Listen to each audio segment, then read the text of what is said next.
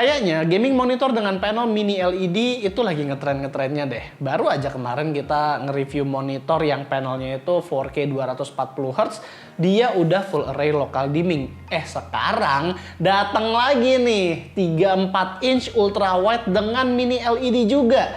Tapi apakah bisa dieksekusi sebagus yang kemarin? Inilah Nvidia 34 inch 7000 series dari Philips.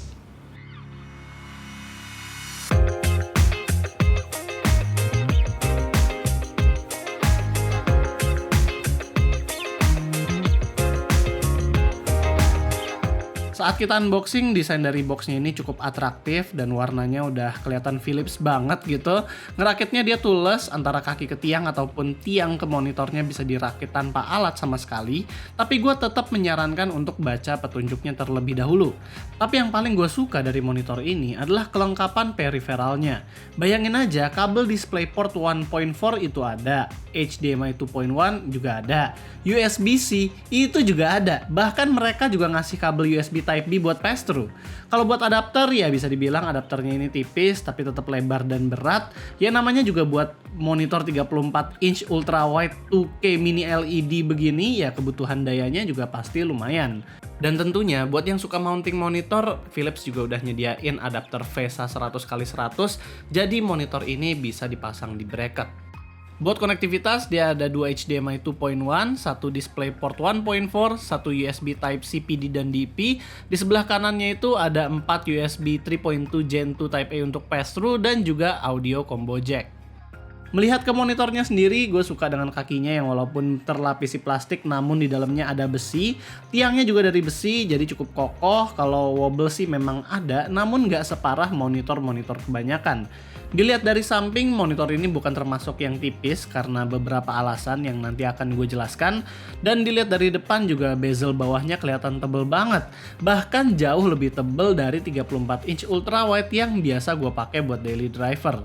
Lalu pertanyaannya adalah kenapa sih monitor ini harus sampai setebel itu? Jawabannya karena di monitor ini ada 28 LED light plus garis yang menghadap ke belakang dan juga bawah monitor.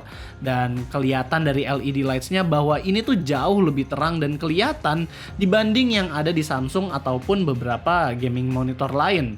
Kalau brand lain tuh kelihatan kayak lampunya itu agak remang-remang dan kalau misalnya mau dilihat bagus ya monitornya itu dilihat dari belakang.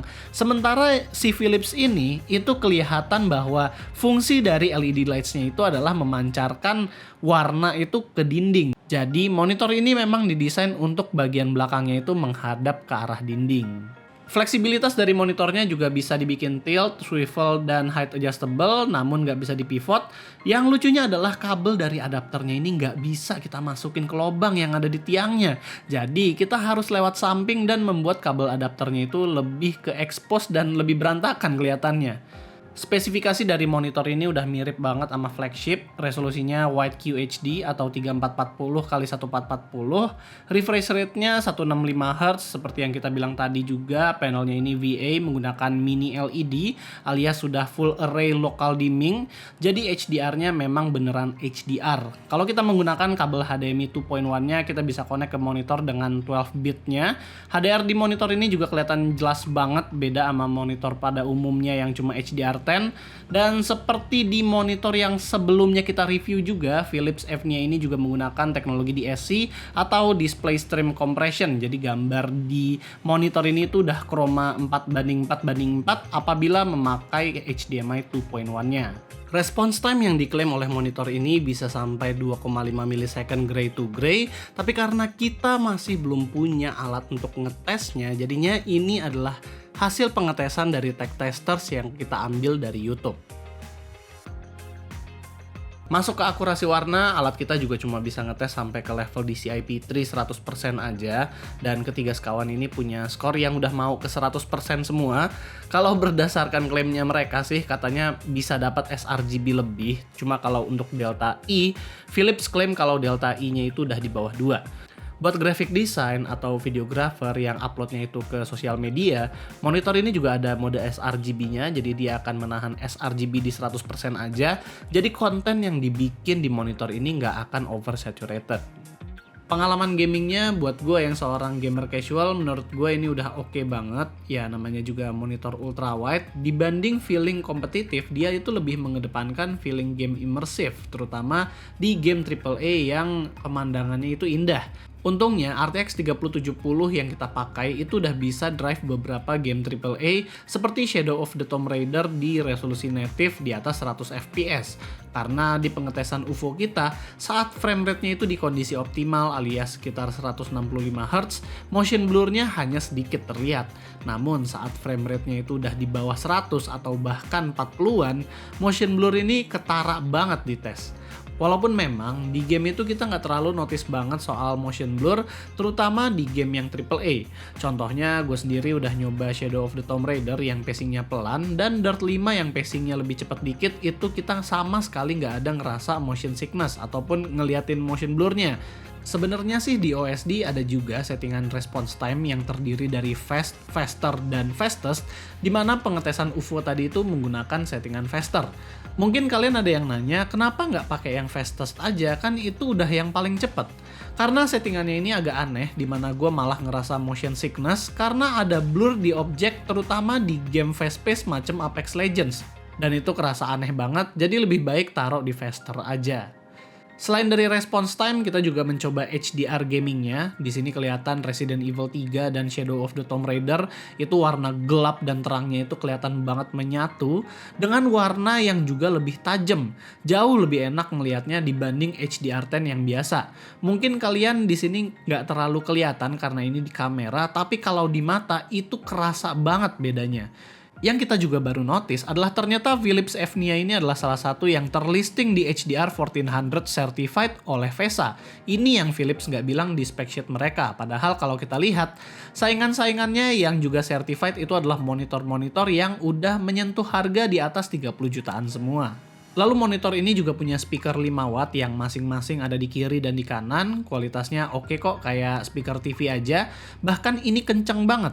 Tapi speaker ini distorsi di volume di atas 70%, jadi lebih baik di limit aja kalau mau dengerin speakernya. Yang kerennya adalah USB Type-C belakangnya ini bisa charging sampai dengan 90 watt. Jadi nggak cuma cocok buat ultrabook aja, tapi juga high performance laptop. Terakhir, yang gue paling amazed dengan monitor ini adalah fitur Ambiglow-nya itu. Dia ada beberapa settingan, ada rainbow, static, dan lain-lain, tapi yang paling keren menurut gue itu adalah follow videonya dia, dimana dia bisa ngikutin apa yang ditampilkan oleh layar. Ini keren banget sih, dipakai main game AAA ataupun nonton film, ini menambah kesan imersifnya banget. Sayangnya ada sedikit lag di penggantian warnanya sekitar 0,3 detik, dan profil follow audionya itu malah ngebug. Color shifting karena ini adalah panel VA jadi lumayan kerasa, terutama kalau dilihat dari atas atau bawah. Kalau dari samping itu nggak begitu kelihatan, tapi kalau jarak monitor dan mata itu deket, bakal lebih kerasa lagi. Cara penggunaan yang paling kami rekomen adalah jarak monitor dan mata itu sekitar 70 cm ke atas, pakai controller buat main game, pasang HDR profile ke HDR 1400, dan Ambiglow-nya di follow video. Dijamin, experience-nya itu beda banget. Buat sebuah gaming monitor yang premium, jujur ya Philips Envia ini membawa angin segar sih ke dalam pasaran gaming monitor 34 inch ultra wide, karena yang selama ini ada di Indonesia itu belum ada yang panelnya itu pakai mini LED. Baru yang LED backlit biasa dan HDR10-nya juga HDR10 yang diklaim oleh mereka sendiri gitu. Kalau yang ini kan full array local dimming, itu kelihatan beda banget. Tapi kalau kita melihat harganya, komparasi harganya, jujur memang jauh banget. Yang 34 inch ultra wide dengan resolusi yang sama, mungkin kalian bisa dapat 2-3 biji untuk mendapatkan satu unit monitor gaming ini. Tapi ya itu tadi, karena ini adalah sebuah gaming monitor premium, ya HDR full array local dimming memang harganya itu ya segitu. Bahkan kita kemarin ngeliat yang Samsung Odyssey Neo G8 aja itu juga harganya sama, belasan juta juga, udah mau menyentuh 20 juta. Dan buat gua yang daily drivernya itu sendiri adalah sebuah 34 inch ultra wide, gua ngerasa sebenarnya ini monitor ya worth it aja kalau misalnya gua mau upgrade ke situ. Kalau misalnya kita ngeliat warnanya itu beda banget. Kalau udah side by side itu mungkin bakal kelihatan bahwa Warna dari monitor ini itu jauh lebih vivid, jauh lebih bagus daripada monitor 34 inch ultrawide pada umumnya gitu. Gokilnya lagi sih, Philips ini tadinya udah ada garansi 3 tahun, sekarang ditambah sama 2 tahun additional warranty, jadi total ada 5 tahun, dan gue kayaknya nggak pernah ngeliatin ada monitor yang garansinya itu sampai 5 tahun. Cuma ya ini adalah gaming monitor yang harganya 17 juta men. 17 juta harga PO-nya, sekarang dapet Axgon Gaming Chair kalau stoknya masih tersedia, dan gue nggak tahu apakah nanti bakal naik atau enggak setelah PO. Tapi kalau misalnya harganya itu naik, apalagi ke atas 20 juta, kayaknya agak nanggung deh. Karena coba kalian pikir aja, nanti di Indonesia itu bakal ada Samsung Odyssey OLED G8 yang dia itu tentu aman-amannya ya udah pakai panel OLED. Ya mini LED mau dibikin seperti apapun, dia tidak akan sesuperior OLED karena OLED itu udah organic LED gitu loh. Dan kalau harganya cuma beda 1-2 jutaan ya menurut gua itu bakal nanggung sih kayaknya ya. Moga-moga aja Philips ini harganya bisa stay atau mungkin bahkan bisa turun, karena dengan hadirnya OLED di pasaran gaming monitor kita sekarang, ya mini LED itu udah seharusnya lah dia turun.